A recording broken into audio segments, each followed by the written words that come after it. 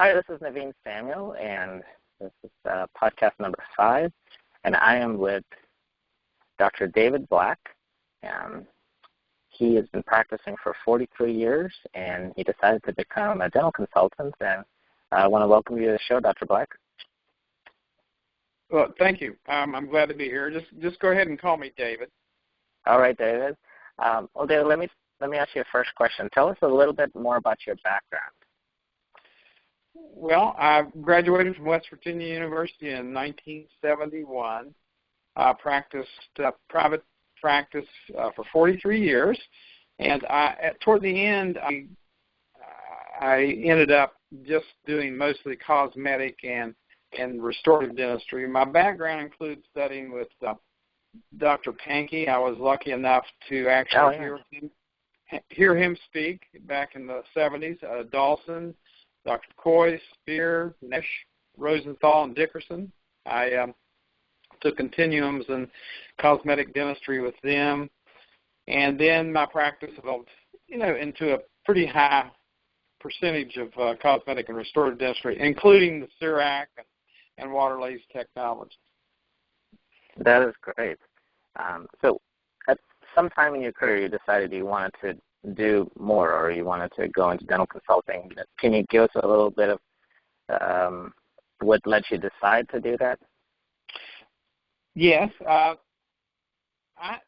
Every time I hit a plateau in my production and in my practice, I would hire a consultant. And I had several of the very good consultants, and they always helped me to see my blind spots. And I had a severe back injury in 2011, and I had to have some surgery. And so it became very obvious because of the discomfort that I had that at some point I was going to have to retire. And I really didn't feel like I wanted to squander the information that I've gained from all this and the years of experience. And after the surgery, even though I had some discomfort, I still had enough vigor to continue working. I'm almost 70, but I'm a young 70, and so I just felt like it would be a waste to actually just hang it up and play golf. Yeah. Well, you certainly did not cut your career short, practicing for 43 years. That's more than a full career. So you went over some events in your life that led you to create your company. So you mentioned that there were some times you hit a plateau and you hired consultants. Yes. And can you tell us a little bit more about that? Like, what did the consultants say or do to help you out to kind of get you over that hump? Is it okay to mention names as far as consultants? Oh, yeah, feel free to, please. Yeah. Okay. Well, the main one I had toward the end of my practice actually was what I had decided I needed to do was I knew that I wasn't going to be able to practice forever, so I looked at my practice, and I was doing about $800,000 a year, which is, I think, a high average now. Yep. But still, that wasn't meeting all my needs because we had 2 kids and had private schools and a lot of things that went on there that just seemed like I never was able to get enough to put away money for my retirement. So I actually got Jameson Management in, and during the recession of 2008 to 2011, they walked me through. They had systems where they would go over each and every system in your practice and say, okay, here's the way you need to do this, here's the way to do that, and actually increase my production by 30% to $1.25 million a year. Wow. During the recession, when it seemed like when everybody else was stalling out and having trouble, I was by the use of these people where they would show me my blind spots. I was flourishing. Wow. You mentioned blind spots a couple of times, and I want to go over a little bit more in detail. Maybe can you point out a couple of blind spots that you had that you weren't noticing that they were able to notice and get you over to that next level? Yeah, I think the main blind spot is that I had was that I didn't realize how to schedule for profit, how to do block scheduling to where my day was made by lunch, because we would reserve time for key profit-making services every day, and we would hold those until it was obvious they weren't going to be filled. So I would have my production goal practically made by lunch, and then we could be flexible and take care of other things, bring in new patients, see emergencies, and do all that in the afternoon. So if there was one in particular, I would say that was the main thing that they did. The other thing I do want to mention though is tracking. I think some of the wise practice management people have told me that what you want to improve, you track.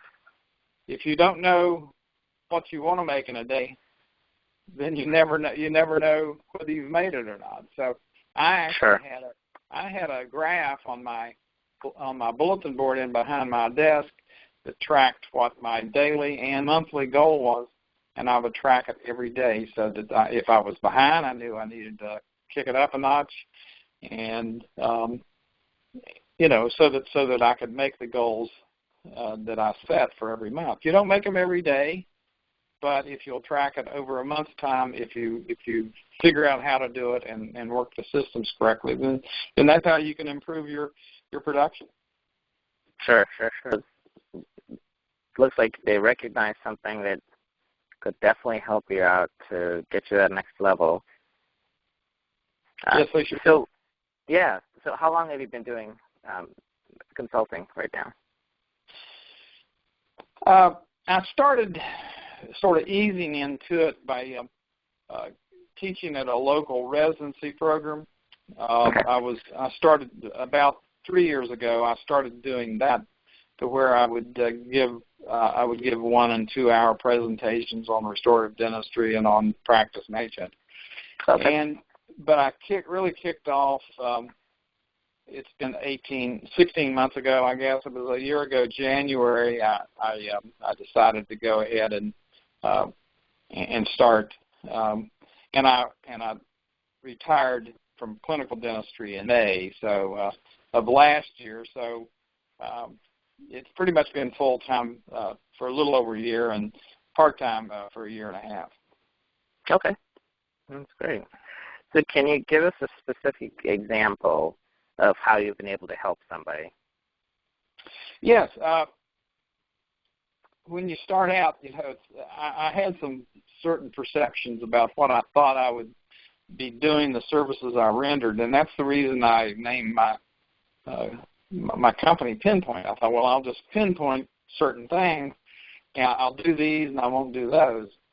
Well, as you start into finding your clients and what their needs are, their needs don't necessarily meet what you think you want to do. So one of my first clients was implementing my suggestions, and actually we got into the scheduling, we got into the block scheduling, we got into the overlap of patients using 2 rooms, and they had it was a fairly large practice. They had 4 doctors and 8 hygienists, and within 2 months of actually doing what I told them to do, they had a 14% increase in their production. Wow. And in a 4-doctor office, that was $40,000 a month in gross income increase. Wow. And these were just easy fixes that I picked up just by looking at their schedule and observing their office for a day and a half. So basically, I went in for a day and a half, looked at what they were doing, looked at their schedule, looked at their appointment book, and they actually did what I told them to do right off the bat. And I sat down and figured out their return on investment. People worry about hiring a consultant and think, oh my gosh, that's a lot of money. And I figured out what their return on investment was in the first 7 months of working with me. They had an 1,800% increase on their return on what they paid me, their return on investment. Wow. And so it's not a bad investment, No. to do it, even though it's kind of scary when you throw, what most people would consider a big number at someone. Sure. So, yeah, it was just real simple. It was just real simple. I looked at their schedule. I told them they needed to make these just a couple changes in the way they scheduled to do that scheduling for production so that they knew what they wanted to do that day. They set off enough time to actually have those productive things on the schedule.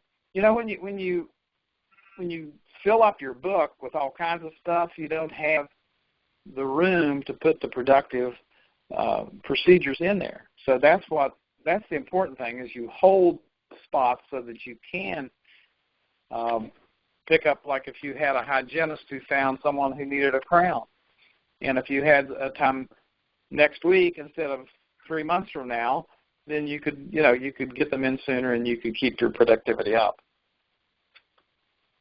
Sure, absolutely. Now, those are all very important key points, and sometimes a little bit of common sense, it takes an expert to come in to look from it from the outside. Sometimes the vision of the practice or the where the practice is heading, it takes an outsider to see that rather than somebody who's too close to the practice. Yeah, that's what I was referring to when I talked about the blind spots, and that was the same thing. That was the same thing that happened to me. I didn't have the total structure down right. I was trying to fill the book, but I wasn't filling the book with the right things, and I was just blind to that. You get so busy, you think that, well, gosh, I can't hold that time because I'm so busy, and consequently, you often have a day that's busy as it can be, but they're very unproductive. Yeah, that's definitely true. Now, you mentioned something about the clients that are hesitant to spend the money, thinking that this is hiring you or hiring a consultant would be very expensive. Would you say that it's costs them even more to not hire you? Yes, definitely.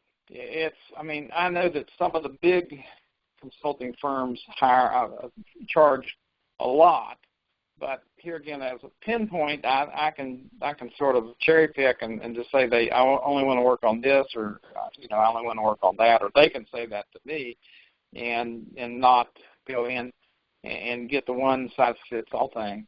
But even with the now, I have to really say that Jameson was not the most expensive consultant in the world, but when you look at something that's like a small cost of a small car, it's you stop and think, now, am I going to be able to pay that? And but yes, these doctors that I hired, they're making $40,000 more a month. Wow. Which is a whole lot more than they charged me for the whole consulting thing. Sure. And so yeah, if they were continuing to do what they were doing, well, so far this year, that's $250,000 more that they've made in income. Sure. So yeah, it would be a big loss. Yeah, that's only half the year. Yeah. Well, so you earlier you mentioned about ROI and return on investment, and seeing that as more of a motivator. Is there something in your presentation, when you speak, you talk about ROI, or when you try to help your clients or your future clients determine whether they're going to hire you or not? How do you present ROI to them, or how do you help them understand that a little bit better? This example, now that I have a good example, but of course, in one doctor offices, they're not going to have that amount of money, but the return may be, the equivalent on a different scale. But here again, I just say, why you want to hire me is so that you can make more money. You can become more efficient and make more money. And, I don't see, sales in a lot of quarters, I guess, is a dirty word. But for me, it isn't. I just think that we are in a business, and we can either do it efficiently or we can do it poorly.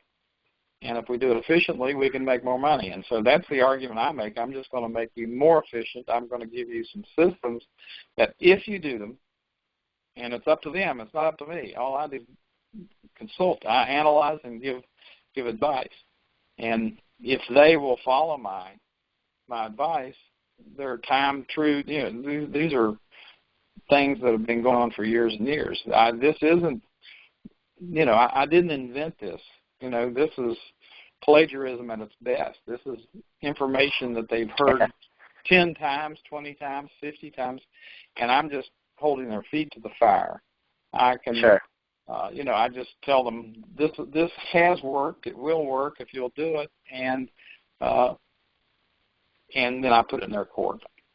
Yeah. Well, essentially, what they're paying for is accountability. Somebody to not necessarily somebody to hold their hand, but somebody to make sure they're going through the process. Well, that's the thing. I sort of sat down and figured out, am I a coach or am I a consultant? And I decided that I'm a consultant. I mean, a coach is more of a hand holder. I'm going to study the reports and tell them if they've done what I've told them to do, but I have it written in my contract that I am not responsible for your success. I'm going to give you analysis. I'm going to give you information, and whether or not you do what I tell you is up to you. And your success really depends on what you do. Yeah. Do you find that some clients? I mean, you're basically. I understand what you're doing right now. You have a consulting program where you have systems in place, and these systems can work in any environment, any market area, for any dentist, for any dental office. But what do you feel is the difference between when your program or when your consulting is a huge success and then sometimes where it quite doesn't make the expectations, or you just feel like it could have been better? What do you feel like is the main difference between those two? I've started to share ideas with other consultants, and what I'm finding is it isn't uncommon to have over a year to have a 30% increase in production on an ongoing basis. But actually, whether or not they have success really is dependent upon whether or not they do what I suggest and what any consultant suggests. If you don't follow through, it isn't going to work. I'm working with a client right now who hired one of the big consulting firms, and he complained to me that, the guy didn't follow up with him and this and that and the other. And then I said, well, did you do this? And he said, no. Well, no, we didn't have time to do that. Did you do that? No. So he paid this guy a lot of money and didn't follow up. But I'm right here where I can aggravate him and continually talk to him about, okay, are you doing this? Let me follow up on that. Here's the tools to follow up on it. So, I mean, I need to do my part in where I guess do some coaching, but more telling him what he needs to do and holding his feet to the fire. So and this guy's a friend, so I'm actually going to be his accountability buddy. I'll have a list of things he's supposed to do, and I'm just going to be checking on them, and I'll check on them. He and I are going to work on. We got some things that are really pressing, and so we're going to be talking every 2 weeks, and we'll have lunch every 2 weeks, and he's really going to get his money's worth out of me because I'm going to be probably spending twice the amount of time that I would on a normal situation. But we're going to work for a year on a couple things, including his production. Yeah, I agree. Very good. I mean, I like that answer. So what I'm going to do is